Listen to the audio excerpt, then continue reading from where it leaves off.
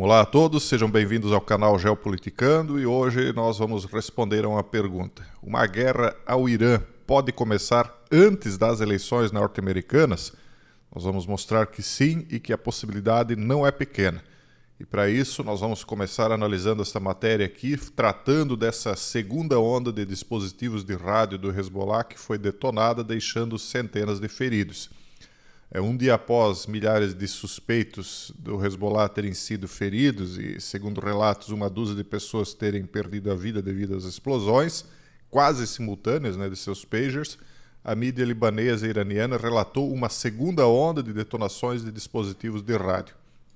Dessa vez, parece envolver dispositivos de rádio bidirecional, mas também tem alguns relatos de carros, de walkie-talkies e outras coisas desse tipo, Bom, aqui até fala os walkie-talkies. Aí eu me lembrei, através de um amigo, eu já nem lembrava mais disso, quando eu dizia há alguns anos atrás que os carros de inteligência artificial futuramente poderiam acabar sendo utilizados como armas, Quando alguém fosse inconveniente, alguém poderia hackear esse carro e jogar ele barranco abaixo. Bom, parece que inventaram um método bem mais eficiente do que mexer no dispositivo eletrônico do carro. Basta fazer com que a bateria exploda, E nós vimos aí, se uma bateria de um walkie-talkie já faz aquele estrago todo de um pager, imagine uma bateria gigante aí de um carro elétrico, Então as pessoas que não andarem conforme o sistema quiser lá adiante estarão no mundo inteiro sujeitas a esse tipo de situação, porque eles querem deixar com que todos os carros fiquem elétricos. O pessoal do Hezbollah acabou então reunindo todos os walkie-talkies e começou a tirar as baterias deles. O cinegrafista foi cercado por segurança do Hezbollah, muito tensos e irritados, que lhes disseram para parar de filmar. Enfim. Outra situação, nos Estados Unidos. Vamos somando as coisas aí, pessoal. O Federal Reserve entregou o que pode ser uma grande coisa, um grande presente para Kamala Harris pouco antes da eleição. Ontem eles baixaram 50 pontos base na taxa de juros federais, que pode impulsionar um crescimento econômico e, consequentemente, as chances de eleição da vice-presidente Kamala Harris. Há a possibilidade de, daqui a alguns meses, nós começarmos a sentir a recessão. Quem acompanha canais de brasileiros que estão nos Estados Unidos tem ouvido reclamações, principalmente do pessoal que está na base da cadeia de trabalho, Muito brasileiro está lá já falando até em voltar para o Brasil. Basta você acompanhar os canais aí, principalmente desse pessoal que gosta de fazer entrevistas com brasileiros, porque o dono do canal talvez não é o caso, mas ele acaba entrevistando outros brasileiros e constata isso. Mas essa decisão do Fed veio depois que a inflação esfriou para 2,5% no mês e o crescimento de emprego caiu abaixo das expectativas dos economistas. Então, eles estão cortando a taxa para tentar dar um fôlego para a economia agora na reta final da eleição. Pode ser que realmente dê um fôlego, talvez as bolsas deem uma boa respirada ainda, mas tem muita gente dizendo que depois disso pode vir a grande recessão e o grande crash aí do qual muitos estão falando. O corte da taxa é a primeira mudança na política do Fed desde julho de 2023, com o Federal Open Market Committee mantendo as taxas em uma faixa de 23 anos de 5,25 e 5,5 por 8 reuniões consecutivas. Aí eles dão toda a justificativa, dizem que pode ainda haver outros cortes ou pode não haver nenhum, dependendo do resultado dos novos dados, da inflação, emprego, etc. Porque agora eu penso que eles vão fazer o seguinte, eles estão dizendo que então a inflação está razoavelmente controlada. Agora as atenções vão se voltar para as vagas de emprego, geração de emprego, para definir as próximas taxas. Mas eu acho, no final das contas, que corre-se o risco deles baixarem o juro agora, e em a Kamala sendo eleita, eles podem tornar a aumentar os juros para segurar a inflação. Se o Trump for eleito, talvez eles baixem ainda mais os juros para deixar tudo degringolar de uma vez. Vamos ver.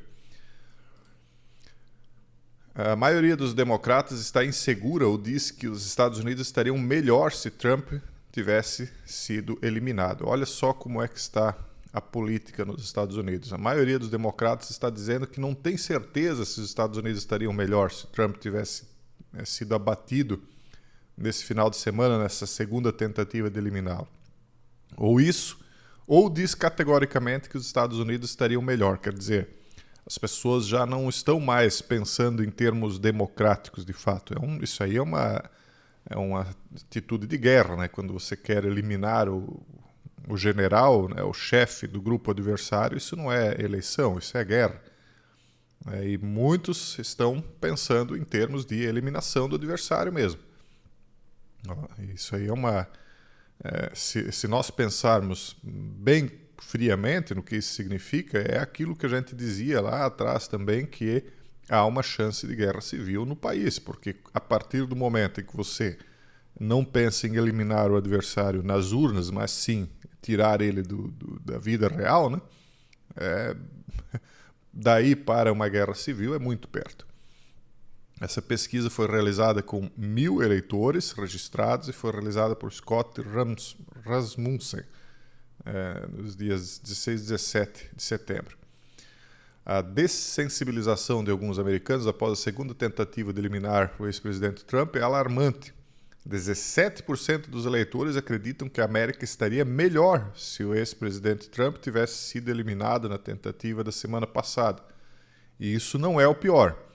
Não há dúvidas de que os democratas como Kamala Harris e Joe Biden, junto com seus aliados, cumpriram sua missão de radicalizar os democratas. Óbvio, né? De onde que está vindo sempre os ataques.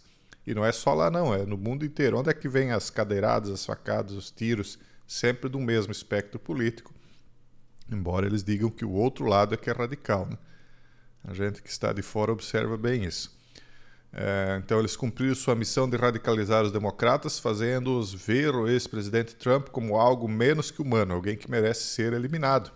Isso é uma verdade.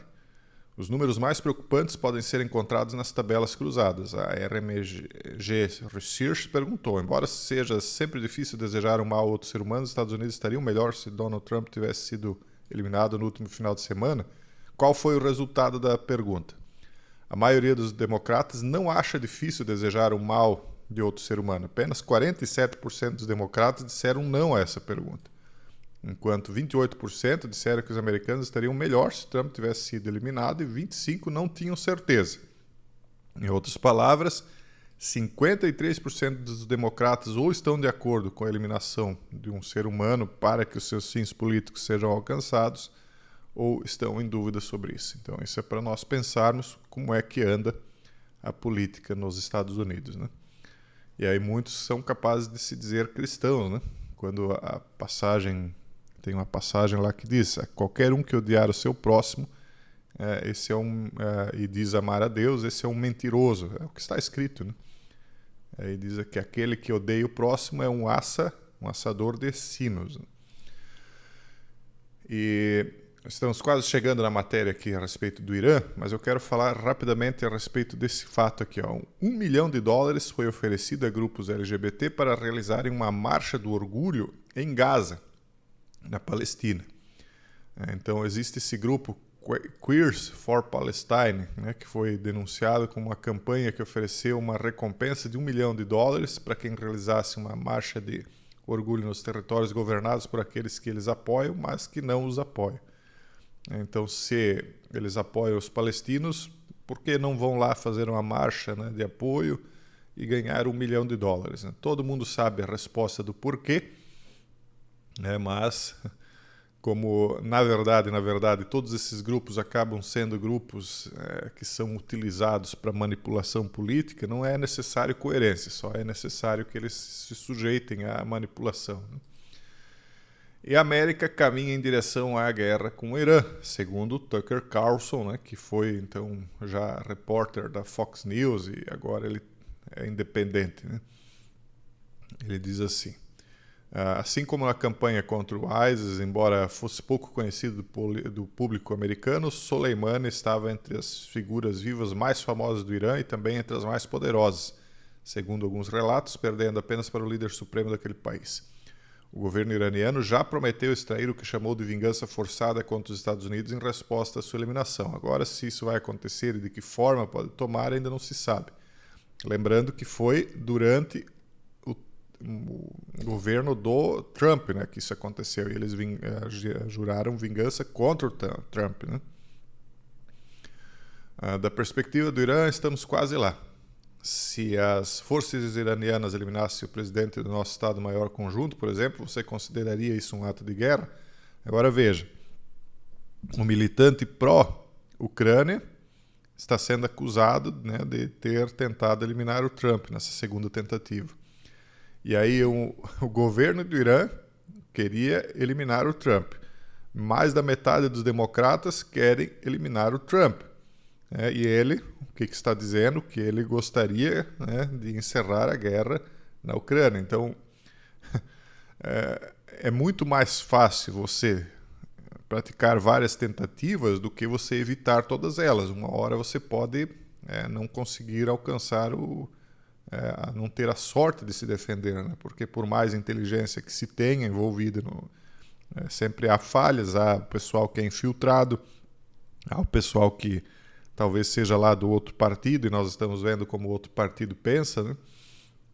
Então, o que aconteceu com o Trump pode voltar a acontecer, né? E parece que há relatos aí, boatos de que haviam explosivos dentro de um carro, parece que esses boatos estão sendo desmentidos, mas considerando a dessensibilização dos democratas, nós percebemos que há muito mais gente querendo eliminá-lo. O Donald Trump disse o seguinte: nós tomamos medidas à noite para impedir uma guerra. Nós não tomamos medidas para começar uma guerra. Nós não buscamos mudança de regime. Entretanto, a agressão do regime iraniano na região, incluindo o uso de combatentes proxy para desestabilizar seus vizinhos, deve acabar e deve acabar agora. Então vamos nos lembrar que lá em 2020, quando tudo isso aí veio à tona, quando Trump tomou essa decisão, a situação era outra, e agora ela está ainda mais acirrada. Nós estamos vendo o que aconteceu em Gaza, o que está acontecendo no Líbano em relação ao Hezbollah,